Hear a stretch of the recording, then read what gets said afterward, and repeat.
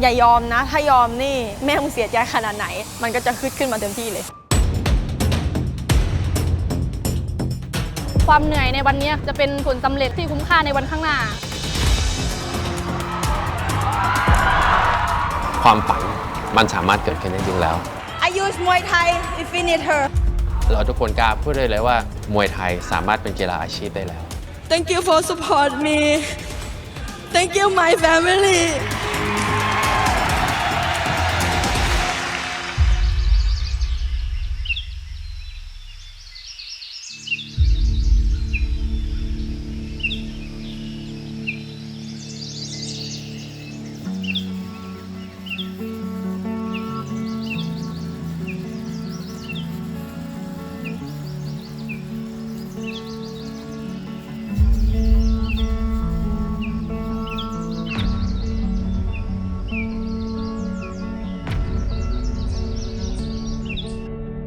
จุดเริ่มต้นเลยนะคะ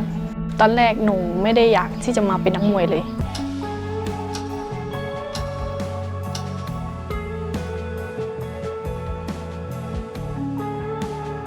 ด้วยความที่หนูโตมากับสิ่งแวดล้อมที่เป็นผู้ชายค่ะพ่อเขาจะเลี้ยงเรามาแบบลูกผู้ชายค่ะเด็กผู้ชาย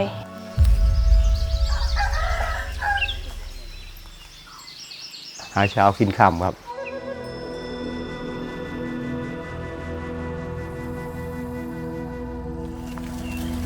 ตอนเช้าปุ๊บลูกไปแต่เช้ากลับมาก็เอาลูกไปโรงเรียนตอนค่ำก็ต้องมารับลูกดำนาที่ก็ต้องมารับลูกอีก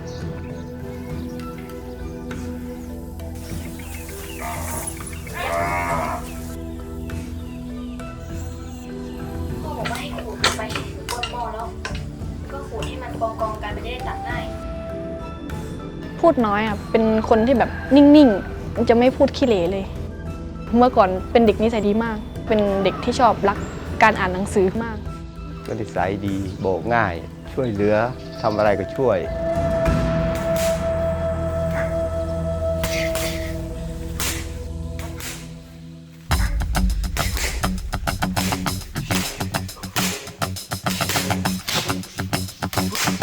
หนูสนใจเริ่มชกมวยนะคะตอนที่จบม.3 ครับ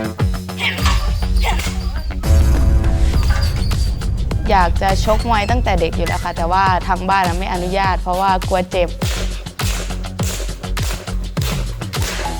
โตขึ้นก็เลยเปิดใจขอแล้วพ่อก็อนุญาตให้ไปซ้อมดูค่ะเพราะว่า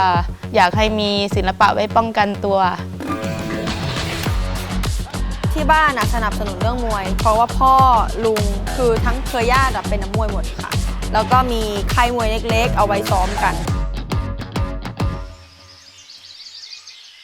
ค่ายมวยอยู่ตรงเนี้ยค่ะแล้วก็เห็นพี่น้องเราอะค่ะต่อยมวยแล้วแบบโดนเขาทำเจ็บอย่างเงี้ยด้วยความที่เราเป็นห่วงพี่เราอย่างเงี้ยค่ะอยากรู้ว่ามันเป็นแบบไหนเราก็เลยเริ่มซ้อมดีกว่า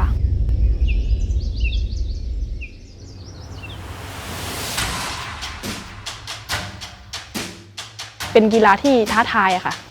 สำหรับผู้หญิงมันรู้สึกแบบเล่นกีฬานี้แล้วเฟี้ยวนะแต่ก่อนไม่เห็นแววสักนิดเลยเขาเห็นเพื่อนต่อยเลยเขาอยากด้วยความที่เมื่อก่อนมันไม่ค่อยมีผู้หญิงต่อยแล้วเรารู้สึกแบบนี่มันเท่นะรู้สึกแบบว่าผู้หญิงก็ต่อยได้เขาอยากเลยเอาไปต่อยไปแต่ก็ชนะเป็นงานวัดค่ะช่วงเดือนธันวาเขาเริ่มปีใหม่แล้วมันก็จะมีรายการเข้ามาวันนั้นน่าจะเป็นวันที่12อายุ13ค่ะที่หนูต่อยไฟแรกต่อยกับนักมวยที่เขาเป็นมวยแล้วตอนก่อนขึ้นตื่นเต้นพอขึ้นไปต่อยแล้วมันไม่ได้คิดอะไรคิดแค่ว่ามีเขากับเรา2 คนผมเป็นเด็กวัดสมัยก่อนที่ไหนมีงานวัดก็มีมวยอะเนาะบ้านเราจนเราก็มาขอหลวงตาอยู่วัดแล้วก็มีเพื่อนเยอะแยะสมัยก่อนวัดมันสนุกแล้วก็มันมีฮอทดอกที่ว่าผมอยากกินอะแต่ผมไม่มีตังค์ผมเลยขึ้นไปเปรียบมวยชกมวยกับเขานักมวยมาถึงมาเช็คชื่อครับวันนี้ปล่อยตัว2 ทุ่มตรงนะครับผมชกมวยเพราะฮอทดอกอันเดียว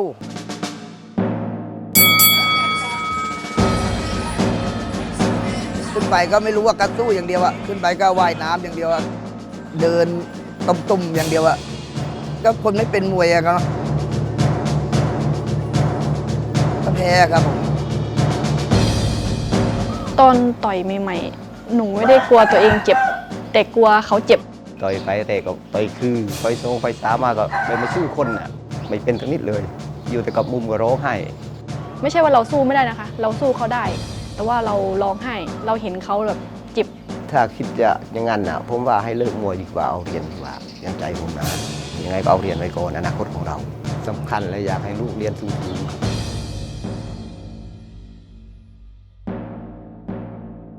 พ่อถามเราว่าที่มาต่อยมวยหวังอนาคตหรือเปล่า ถ้าต่อยมวยไม่หวังอนาคตคือเขาให้เลิกไปทำอย่างอื่นเลย ไม่ต้องมาต่อย เขาบอกว่าให้เอาตัวเก่งๆมาใส่เลย ให้แบบดีดมวยไปเลยค่ะ แต่ด้วยความที่เราไม่อยากเลิกวันนั้นชนะ พอไปมาไว้มาเขาเก่ง ก็อยากให้เขาต่อยเนาะก็อยากให้สู้ไปเรื่อยๆมันก็อย่างนี้แหละอาชีพนักมวยสู้เอาทุกคนเขายังทำได้ มันก็เป็น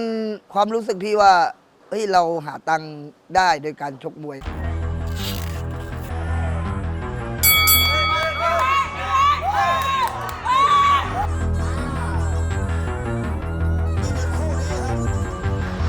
ผมต่อยมวยมาหลายสิบครั้ง แล้วก็เข้าค่ายมวย คิดว่าตัวเองเนี่ยชกมวยมันเยอะคิดว่าเก่ง แต่พอเข้าค่ายจริงอ่ะผมสู้คนตัวเล็กๆไม่ได้เลยก็เล่นลมเล่นก็ไม่เป็นอะไรก็ไม่เป็นอ่ะเราไม่เป็นอะไรเลยอ่ะไปนับหนึ่งใหม่อ่ะเขาสอนมาเราตั้งแต่แบบยังเดินไม่เป็นเลยอ่ะคือเอาง่ายๆว่าครูมวยคนแรกอ่ะ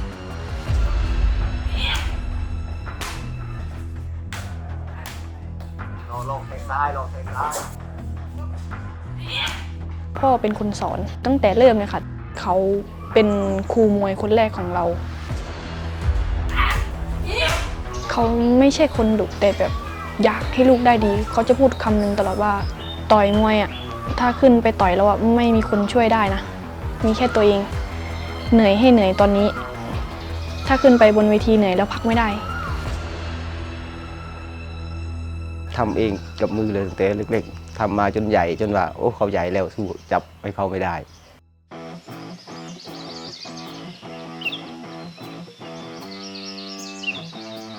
ตอนใหม่ๆพ่อไม่ได้เคร่งขนาดนั้นนะครับก็ส่วนใหญ่จะวิ่งเยอะมาก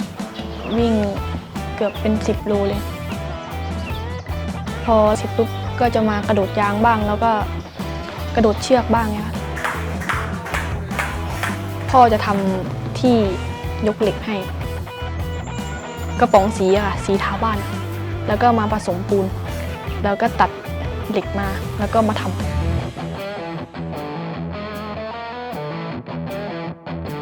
แบบอยากให้โหนเยอะๆทำตัวให้มันเบาแล้วโหนดึงให้ได้เยอะๆให้ตีโซบเยอะๆปล้ำโซบดันโซบเตะดันแทงเอาลูกแข็งแรงมันก็เหมือนว่ามวยยังไม่ได้เก่งอะไรอะเหมือนแค่ว่าต่อยไปพื้นๆแต่ว่าขอแค่มีกำลังแล้วก็เหมือนว่าสอนเทคนิคสอนทักษะเกี่ยวกับมวยให้เราอย่างเงี้ยค่ะคือเขาเอาแค่เราแบบเป็นมวยให้ได้ก่อน ผมเชื่อเหอะนักมวยทุกคนไม่ต้องจำครูมวยคนแรกได้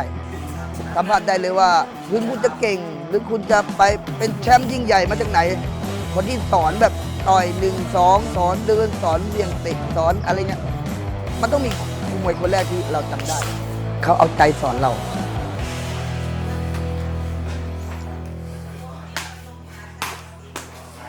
เวลาที่เราแบบเหนื่อยแล้วอะแต่เขาชอบแกล้งด้วยความที่เราเตะเป้าแบบ30 นาทีค่ะเขาสอนไปด้วยแล้วก็เตะไปเรื่อยๆอย่างเงี้ยค่ะช่วงเวลาเร่งจังหวะเร่งเขาก็เร่งอย่างเงี้ยแล้วทีนี้เราเหนื่อยเราก็งอแงแล้วเขาก็ปั่นเราแกล้งเราอย่างนั้นนะคะเขาไม่ให้เราหยุดแล้วเขาก็จะปั่นให้เราร้องไห้ยิ่งร้องไห้เขาก็ยิ่งทำเรา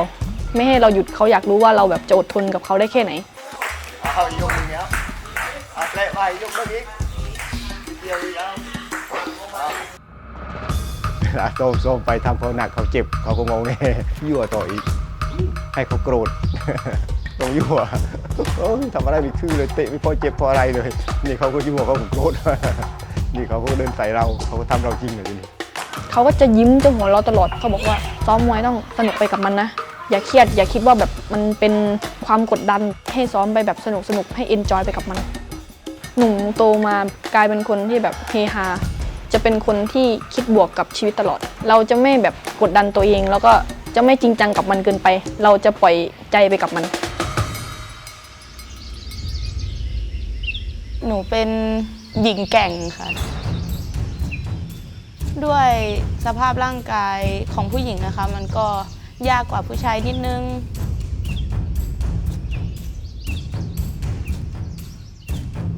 แต่ว่าด้วยที่หนูชอบเล่นกีฬาอยู่แล้วด้วยค่ะ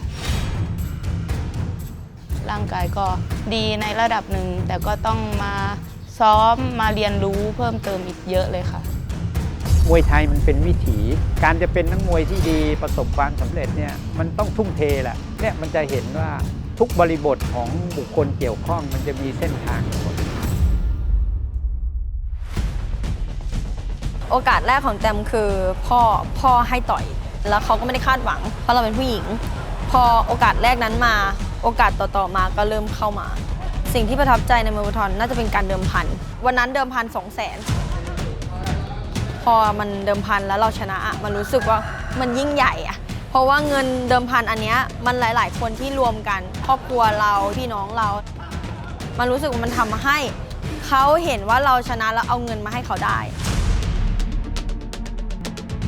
ตอนนั้นแตมเพิ่งเริ่มต่อยมวยเองด้วยความที่เราเรียนด้วยมันก็จะเป็นแบบตื่นมาวิ่งก่อนก็ไปเรียนแล้วก็กลับมาซ้อมถ้าจะให้แบบปั้นเลยก็คือจะต้องซ้อมให้หนักแล้วก็พยายามเก็บประสบการณ์ไปตามหลายๆเวทีที่เขาจัด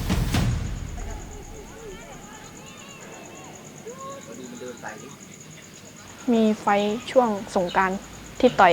8 วันเลยในเดือนหนึ่งต่อย8 วันเขาเดินสายมาทีนี้เป็นก่อนขึ้นชกคือเราจะดูฟอร์มแต่ละคนพอเราดูปุ๊บเราก็จะรู้ว่าคนนี้ต่อยสไตล์ยังไง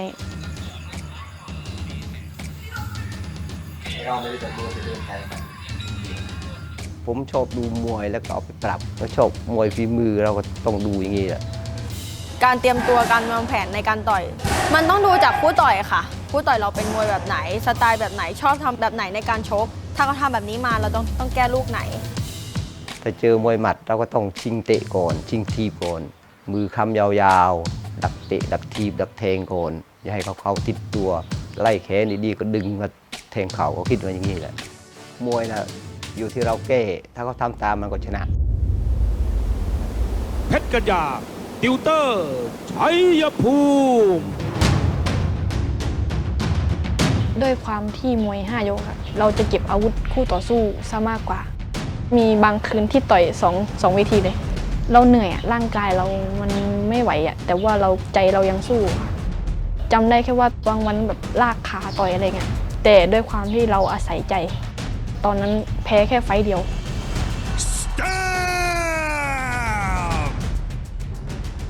ในตอนเด็กๆหนูสู้ให้ตัวเองหนูรู้สึกว่าสู้เอาชนะใจตัวเองแต่พอโตขึ้นมามันมีความกดดันเพิ่มมันมีคนคาดหวังเพิ่มมันไม่ได้สู้แค่ให้ตัวเองมันสู้ให้ครอบครัวแล้วยิ่งไปต่อยนอกประเทศอะไรเงี้ยทั้งประเทศด้วยเราไปหลายทางค่ะแล้วจะมีบางช่วงที่ไปกีฬาฮีโร่สปอร์ตเนี่ยค่ะก็คือต่อยสากลด้วยความที่บ้านไม่ได้มีเงินมากครับชีวิตคิดแค่ว่าได้ปนเปตัวเองได้เปคนในครอบครัวได้เปคนที่เรารักแค่นั้นเลยอาชีพนักมวยเนี่ยมันช่วงเวลาเก็บเกี่ยวช่วงเวลาที่จะได้เงินได้ทองมันสั้นมากอายุ 22-23 ก็แก่แล้วถือว่าเป็นนักมวยรุ่นเก่านักมวยหลายคนจบชีวิตด้วยการบวช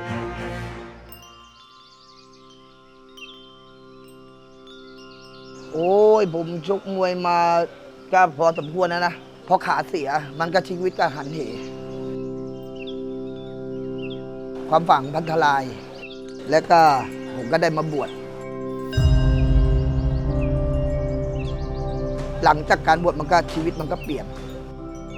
จากความวุ่นวายที่เราสัมผัสมาตอนที่เราลงดิ่งแล้วเราก็รู้สึกว่า เรามีความสบายใจก็อยากเรียนรู้ต่อศึกษาต่อ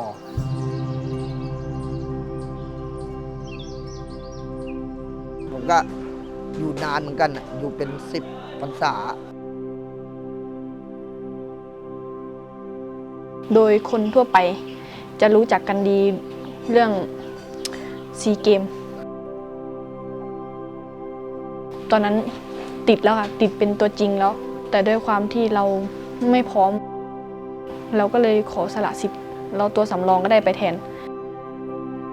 แล้วพอมาปีที่แล้วจะได้ไปอีกเราก็ไปเป็นตัวจริงแล้วเหมือนว่าทางสมาคมไม่ส่งเพราะว่ามันไม่ใช่มวยไทยก็รู้สึกผิดหวังก็ร้องไห้ปีนี้เราแบบเอาจริงแล้วอะทำไมแบบถึงไม่ได้ไป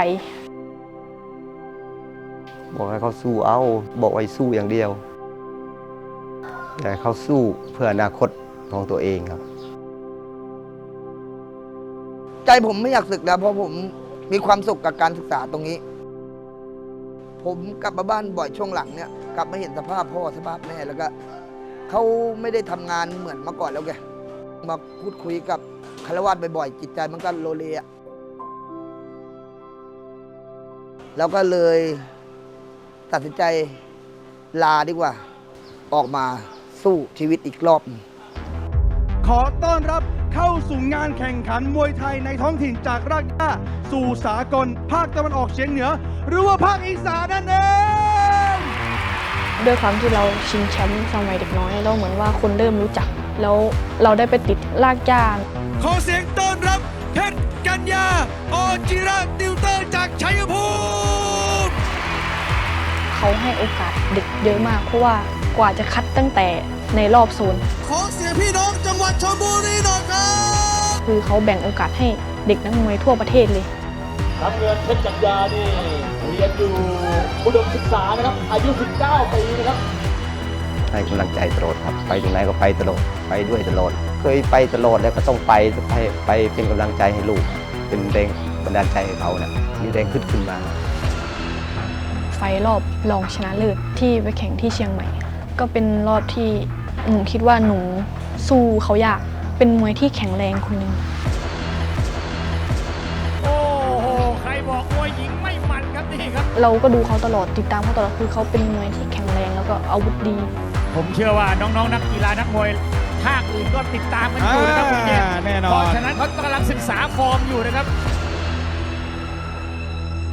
เราก็คิดว่าเราก็สู้เขายากอยู่นะ เพราะมวยทำน้ำหนักเนาะไม่คาดหวังหรอก ซ้อมหนักมากเวลาที่เราติดเป้าอยู่บนเวทีเทรนเนอร์สอนเราแล้วจะมีบางลูกที่เขาจะช่วยกันแก้เกมเราจะโต้เป็นดอกนิ้นๆอย่างเงี้ยค่ะไม่ใช้กำลังหรือว่าไม่ปะทะมากจะรักษาสภาพร่างกายตัวเอง ต่อยน้ำหนักมันต่อยได้เต็มที่เนาะพอคุมน้ำหนักจะต่อยได้เต็มที่ก็ไม่ได้ ระเบียบวินัยจะต้องมีแล้วก็ความอดทนความขยัน ณตอนนี้ผมอยู่ที่เวทีมวยชั่วคราวประตูท่าแพจังหวัดเชียงใหม่ ก่อนชกหนูจะตั้งจิตกับตัวเองตลอดเราจะไม่ได้สนใจสิ่งรอบข้างมากเกินไป พอขึ้นสเตจไปปัญหาแรกคือความตื่นเต้นตื่นเวที ไม่รู้ว่าจะต้องทำยังไงบ้าง หวังกับหวังเข้าไปก็หวังเลย มันไปถึงรอบรองแล้วค่ะมันก็ต้องสู้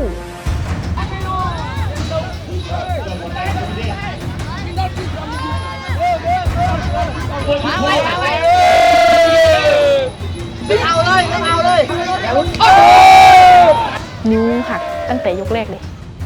ตั้งแต่30 วิแรกพอเราหมดยกปุ๊บบอกพ่อว่าพ่อนิ้วหักแต่มันไม่ได้เจ็บมันแบบมันชาไปเลย บอกมันขีบแล้วก็ตั้งแทงไม่ต้องตีหรอกตั้งแทงตั้งขีบไว้นะตั้ง ไม่ใช่ค่าไข่เจียวไม่ได้ครับ มีมัดด้วยมีมัดด้วย มีมือนะครับเพชรกัญ มี ญา มัดจิ้มด้วยมีมัดจิ้มด้วยโยกไปครูไป ประสบการณ์นักชกรุ่นพี่ครับ เหมือนประมาณด้วยความที่เขาเป็นน้องหนูด้วยหรือเปล่าเขาก็เลยรู้สึกเก่งๆ หนูรู้สึกว่าพอต่อยไปปุ๊บมันต่อยง่ายเหมือนรู้สึกว่าเขาไม่กล้าออกอาวุธสักเท่าไหร่ค่ะ เพชรกัญญาอจิระติวเตอร์จากชัยภูมิ เป็นไฟท์ที่เราต่อยแบบ มีสมองกว่าทุกไฟต์อะค่ะ สวัสดีครับ ขอต้อนรับเข้าสู่งานแข่งขันศึกมวยไทยรากหญ้าสู่สากล รอบชิงชนะเลิศของซีซั่น2 พอเราเข้ารอบชิงแล้วเหมือนว่าคนให้ความสนใจเรามากกว่าเดิมหนูว่าบรรยากาศดีด้วยความที่แบบเราได้ไปเปลี่ยนบรรยากาศการวิ่งลดน้ำหนักไปวิ่งในทะเล มุมน้ำเงินครับชบาแก้วสอเก่นจันชัยจากบุรีรัมย์ชบาแก้วจากบุรีรัมย์จริงๆแล้วฝ่ายแดงก็อยู่บุรีรัมย์เหมือนกันแต่ว่าไปศึกษาอยู่ที่ชัยภูมินะครับ ด้วยความที่เรารู้จักกันนะครับเป็นมวยบ้านเดียวกัน ก็จะมีการแบบว่าส่งรักให้กันบ้างส่งเลือให้กันบ้างแล้วก็ยิ้มบ้าง แต่ว่าเวลาออกอาวุธไปอ่ะคือเราออกเต็มที่อยู่แล้วต่างมีสปิริตในนักกีฬาหน้าที่เราไม่สามารถหลีกเลี่ยงได้ยกที่ 1 ขึ้นยกแรกคือเราก็โฟกัสเป็นยกว่าแต่ละยกอ่ะเราโฟกัสเขายังไงโฟกัสแบบอาวุธเราแบบไหนอะไรแบบเนี้ยค่ะ แม่เพชรกัญญาเนี่ยรูปร่างได้เปรียบเยอะเลยนะครับแต่ว่าคุมน้ำหนักดีทำน้ำหนักดีนะครับ ด้วยความที่เราใหญ่กว่าเราพยายามเก็บอาวุธเขาก่อนแล้วก็ออกนิ้นเห็นชัดเจนครับยกที่ผ่านมาของเพชรกัญญาผลงานเข้าตากรรมการครับยกแรกยก2เราก็ชนะก็อย่ามาป่านะครับอย่ารัดเยอะนะครับอยู่ที่การออกอาวุธมวย5 ยกครับมันจะเริ่มมาใส่กันตอนยก3ลุ้นกันต่อครับอย่าพึ่งด่วนสรุปครับหมัดมวยมาครับโอ้โหอีกแข้งขวาสู้ดีครับโอ้ยโดน1 หมัดยืนไปวางน้องมีความสปีดตัวเองขึ้นมาน้องก็แข็งแรงหนูว่าน้องที่ชกกับหนูรอบชิงแข็งแรงกว่านักมวยทุกตัวที่หนูต่อยมาเลยชบาแก้วครับเด็กคนนี้ไม่มีเกียร์ถอยหลังประเภทรถถังเหมือนกันไปข้างหน้าด้วยความที่เราเคยแบบอยู่ด้วยกันนะคะเราก็จะรู้อาวุธมวยกันมันก็จะทันกันแล้วเขาก็จะสปีดตัวเองมาอย่างเงี้ย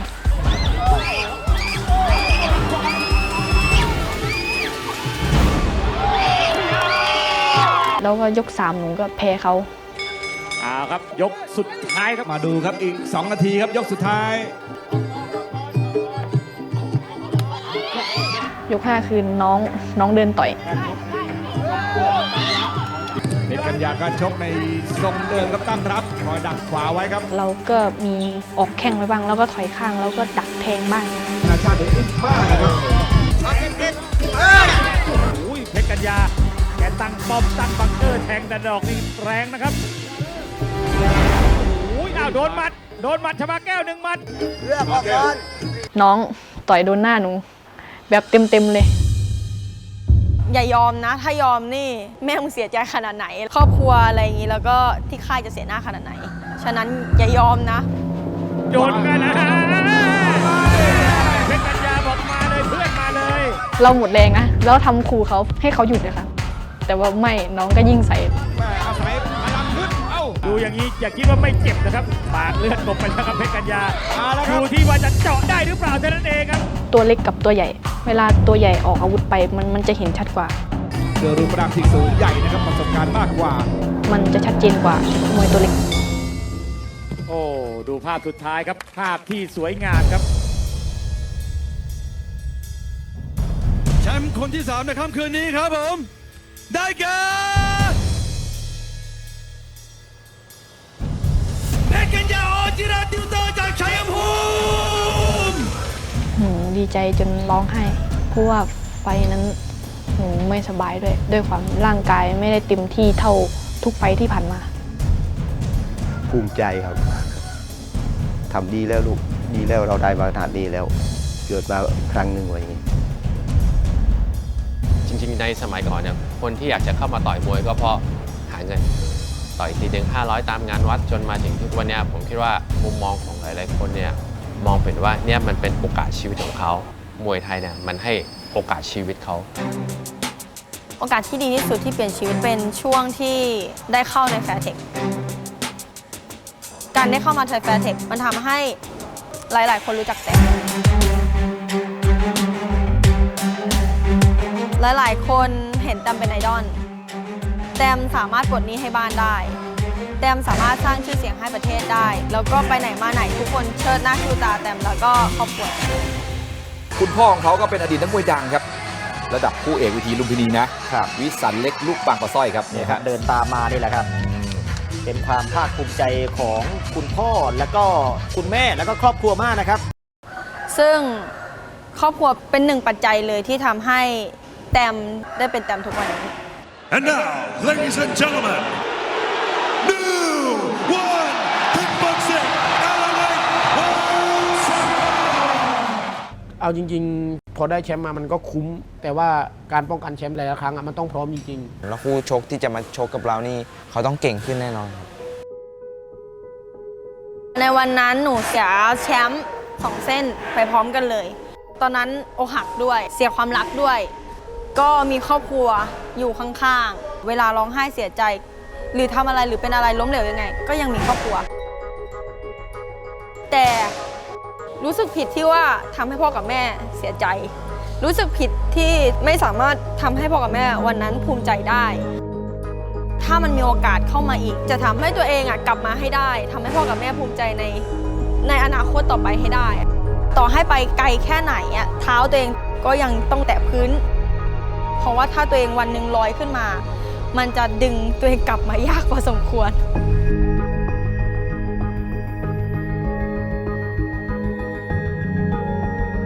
สำหรับหนูนะคะหนูเอาครอบครัวตั้งค่ะว่าทุกอย่างหนูทำเพื่อครอบครัวนะ เพราะว่ามีคนข้างหลังที่เขารออยู่ ตอนนั้นเป็นช่วงที่ยายเพิ่งเสียอะไรพอทีนี้จิตใจมันไม่ค่อยโอเคเท่าไหร่ แล้วก็ตาก็มาเสียต่ออย่างเงี้ยค่ะมันก็เลยไม่ได้ซ้อมเลย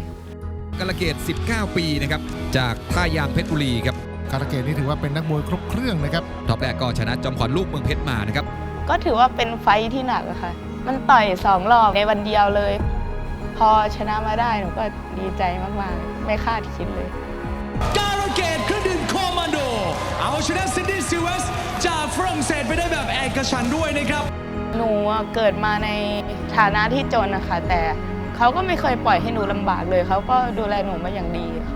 หนูก็หวังไว้ว่าสักวันหนึ่งครอบครัวหนูต้องสบายเพราะตัวหนูค่ะ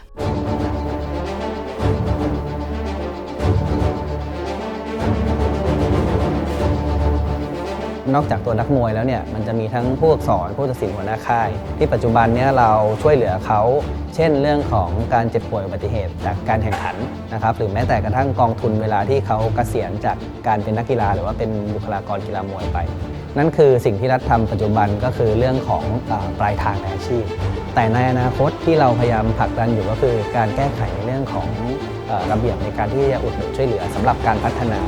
ใครที่อาจจะต้องมาเตรียมตัวเนาะไปฝึกเป็นโค้ชมวยเทรนเนอร์มวย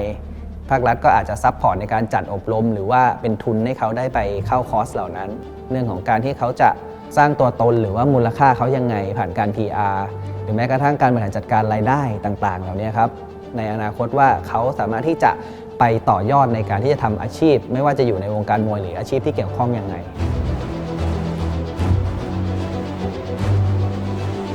การต่อสู้มันสิ้นสุดแล้วด้วยระยะเวลา7 เดือนเต็ม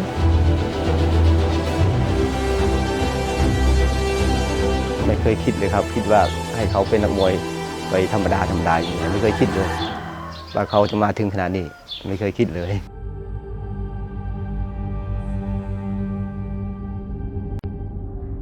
การที่เราเป็นนักกีฬาคือเรามีความรับผิดชอบคูณ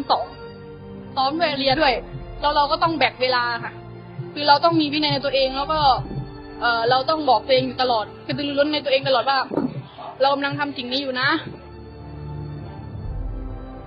ในวันที่แบบเรากำลังทำอยู่เราไม่ได้แบกความหวังแค่คนเดียวยังมีครอบครัวแล้วก็คนรอบข้างที่เขาติดตามเราค่ะการที่เราประสบความสำเร็จในวันนี้เราก็ต้องตั้งเป้าที่ใหญ่กว่าเดิมตอนนี้จะกลับไปรักษาตัวเองแล้วก็ไปเพิ่มพลังไปผ่อนคลายให้ตัวเองก่อนแล้วเราจะกลับมาสู้ก็คือเราจะทำร่างกายแล้วก็พร้อมที่จะไปในแมตช์ที่รายการนี้ส่งต่อค่ะ